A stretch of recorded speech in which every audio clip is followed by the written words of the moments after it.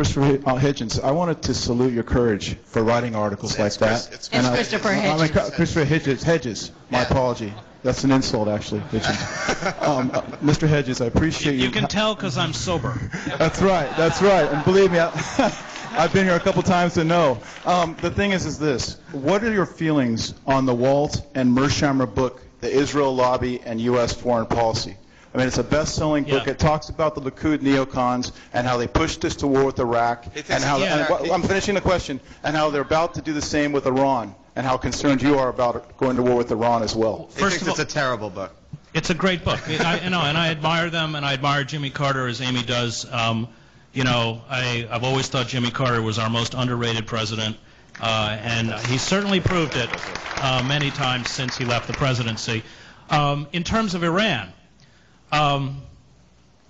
the resignation of Fallon was terrifying because Admiral Fallon was the firewall between us and the lunatics who come out of the vice president's office and the National Security Council in the form of Elliot Abrams, who I dealt with when I covered the Contra War in Nicaragua. He knows as much about Nicaragua as he does about the Middle East, which is to say nothing.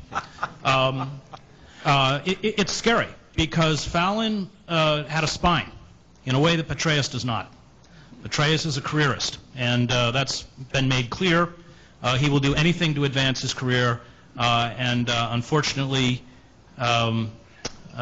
Fallon's integrity and Fallon's resistance. I mean, for instance, when Cheney wanted to move 3 aircraft carrier groups into the Gulf, it was Fallon who stopped him.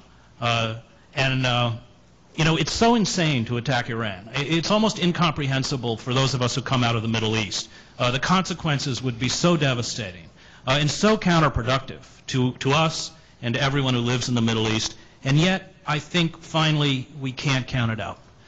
Even with the National Intelligence Estimate? I think the National Intelligence Estimate, look, I think, people forget that the invasion of Iraq was also very distasteful to most of the institutions in Washington, the intelligence community, and even the Pentagon. That's how we lost Shinseki, Eric Pace, and others. A series of high-level resignations in the CIA, which Cy Hirsch wrote about on the eve of the invasion to Iraq. These people are real radicals, and they are, interestingly enough, at war with the Washington bureaucracy as well.